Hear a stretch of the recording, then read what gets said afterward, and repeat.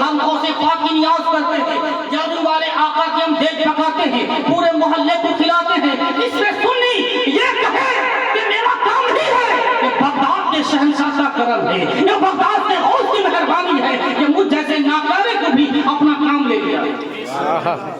خود فرماتے ہیں اس وقت تک کوئی بندہ، کوئی بھی میرا غلام مجھے یاد نہیں کر سکتا جب تک میں نہ چاہوں۔ حضور غوث پاک رضی اللہ تعالیٰ عنہ ہیں، آپ کے والد ماجد حضرت سیدنا ابو صالح موسیٰ جنگی دوست ہیں۔ آپ نے واقعہ بارہا سنا ہے، میں جس طرح جہاں تک لے جانا چاہتا ہوں ذرا ذہن کو قریب کریں، میں آپ کو ایسی بات سناؤں۔ حضور غوث پاک رضی اللہ تعالیٰ عنہ کے والد ماجد ہیں حضرت سیدنا ابو صالح موسیٰ جنگی دوست رضی اللہ تعالیٰ عنہ، آپ جا رہے ہیں نہر کے کنارے کنارے، بھوک کی شدت ہوئی، بھوک کا غلبہ ہوا، بھوک بہت تیز ہو گئی، آپ نے دیکھا نہر میں بہتا ہوا ایک سیب جا رہا تھا، آپ کی طبیعت چاہی کہ بھوک کی شدت ہے، بھوک بہت تیز ہے، اب مجھے کچھ کھانا چاہیے، آپ نے سیب کو اٹھایا، دل و دماغ میں فیصلہ کیا، ابو صالح سوچتے کیا ہو، کھا لو سیب بہتا ہوا رہا ہے، آپ نے سیب اٹھایا، اس دھلے دھلائے سیب کو آپ نے کھا لیا، کھانے کے بعد دل و دماغ نے کام کیا، ابو صالح تم نے جو کھایا ہے یہ تمہارے لیے کیا صحیح ہے، شریعت کا کیا حکم ہے کہ تم نے بغیر اجازت کے تم نے پھل کو کھا لیا، سیب کو کھا لیا۔ اب دماغ نے فیصلہ کیا، ابو صالح اب چاہیے کہ جس کا باغ ہے، جس کا یہ سیب ہے، اس سے جا کے ملا جائے، اس سے معافی لی جائے، اس سے معافی طلبی کی جائے۔ اللہ اکبر کبیرہ، ابو صالح موسیٰ جنگی دوست رضی اللہ تعالیٰ عنہ چلتے ہیں باغ کے کنارے کنارے، جدھر سے سیب بہ کے آیا تھا، اب آپ آگے چلتے ہیں، دیکھا کچھ دور میں ایک سیب کا باغیچہ ہے، وہ سیب کی ڈالیاں ٹہنیاں اس نہر کے کنارے ہیں، اس کی ٹہنیاں اس نہر کی جانب جھکی ہوئی ہیں، تیز ہوائیں چلی ہوں گی، تیز آندھیں چلی ہوں گی، سیب آپس میں ٹکرائے ہوں گے، وہ نہر میں گر گئے ہیں، جس کی وجہ سے نہر میں یہ بہ کے آ رہا تھا۔ اللہ اکبر کبیرہ، ابو صالح موسیٰ جنگی دوست رضی اللہ عنہ کی تقوی کا عالم دیکھیں، تقوی کا عالم دیکھیں۔ اللہ اکبر کبیرہ، آپ آگے بڑھتے ہیں، قدم آگے بڑھا کے چلتے ہیں، جا کر اس باغیچے کے قریب پہنچتے ہیں، دیکھا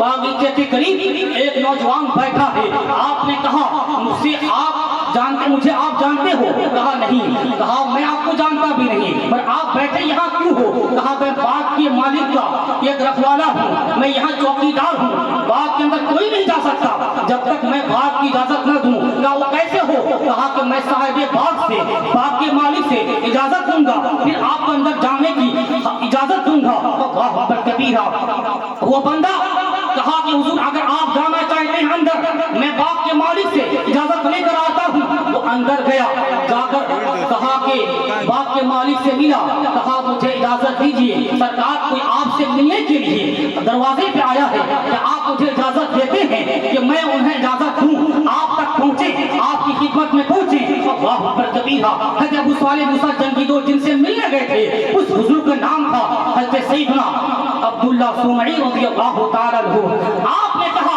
آنے والے جو نوجوان ہیں جو باغ کے دروازے پہ کھڑے ہیں، آنے کی اجازت لے رہے ہیں، انہیں اجازت دے دو، مجھ سے آ کر ملاقات کریں۔ اللہ اکبر کبیرہ، آنے والا وہ شخص باہر آیا، اجازت لے کے باہر آیا، حضرت سے کہا حضور آپ اندر جائیے، صاحب مالک صاحب باغ آپ کو اجازت دیتے ہیں، آپ اندر جائیے، ان سے ملاقات کریں۔ وہ اندر آتے ہیں، بزرگ سے ملاقات کرتے ہیں، ایک نگاہ عبداللہ سمعی کی آنے والے نوجوان کے پیشانی پہ پڑتی ہے، قسمت دیکھا بیدار ہے، چمکا ہوا ستارہ ہے، یہ نوجوان ہاتھ سے نہیں جانا چاہیے، ایسے ہیرے نایاب ہیرے کبھی کبھی ملا کرتے ہیں۔ آپ نے کہا آنے والے نوجوان کیا بات ہے بتاؤ؟ انہوں نے کہا حضور بات یہ ہے کہ آپ کے سیب، آپ کے باغ کا ایک سیب نہر میں جا رہا تھا، بغیر آپ کی اجازت کے میں نے کھا لیا ہے، اسی لیے آیا ہوں۔ کہا ایسے کتنے سیب ایسے بہ کے چلے جاتے ہیں، کوئی ہمارے یہاں کوئی حساب نہیں، کوئی گنتی نہیں ہوتی ہے، جو جانے والے چلے جاتے ہیں، وہ سیب کی کوئی ہمارے یہاں بات نہیں ہے،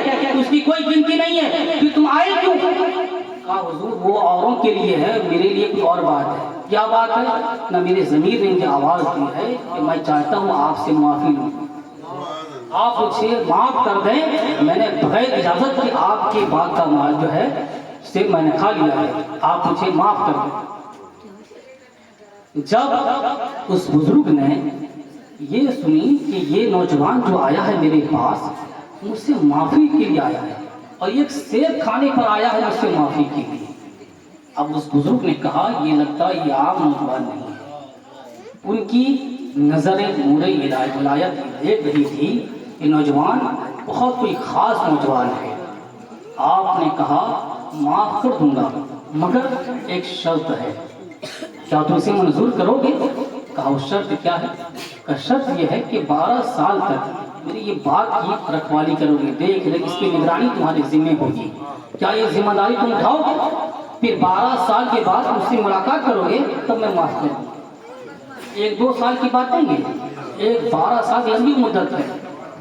کہا کہ تم یہاں رہو اور میرے باغیچے کی دیکھ ریکھ کرو، پیڑوں کے جڑوں پہ پانی دینا، پھلوں کو توڑنا، یہ سارے حالات جو چیکنگ کے پورے تمہارے ذمہ رہیں گے، پورے باغ کو رکھوالی کرنا، اس کے سنبھالنا تمہارے ذمہ میں ہے، کیا سنبھالو؟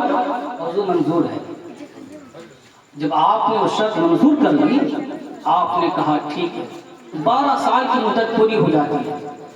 12 سال کے بعد حضرت سیدنا عبداللہ سومئی رضی اللہ عنہ بیٹھتے ہیں اور کہا وہ نوجوان قریب آؤ، قریب کیا، کہا جاؤ باغیچے میں جو سیب ہے اس میں کچھ کچے پھل ہوں گے، کچھ پکے پھل ہوں گے، اس میں سے جو پکے ہوئے پھل ہیں وہ توڑ لے آؤ، جو تمہیں لگے کہ یہ میٹھا پھل ہے، بہتر ہے، اسے لے آؤ۔ حضرت عبداللہ سومئی گئے، نگاہیں نیچی ہے، ادب کے ساتھ سیب کے پاس پہنچے، آپ اس ٹہنی سے سیب توڑا، حضرت کی خدمت میں پیش کیا۔ گفتگو جہاں تک میری جا رہی ہے، جہاں تک میں پہنچانا چاہتا ہوں، ذہن قریب کریں، آنے والے جملے کو بڑی بیداری کے ساتھ آپ سنیں۔ حضرت عبداللہ سومئی نے کہا جاؤ پھل توڑ کے لے کے آؤ۔ جب پھل توڑ کے لے کر آئے، آپ نے کہا تھا پکا ہوا پھل لاؤ، ایسا پھل جو بہت زیادہ میٹھا ہو۔ حضرت عبداللہ سومئی گئے اور پھلوں کو توڑا اور ان کی خدمت میں حاضر کیا۔ حضرت عبداللہ سومئی کی خدمت میں جب حضرت ابو صالح موسیٰ جنگی دوست نے پھل دیا ہے، آپ نے کہا اے جو ہے ابو صالح، تم 12 سال تک میرے باغیچے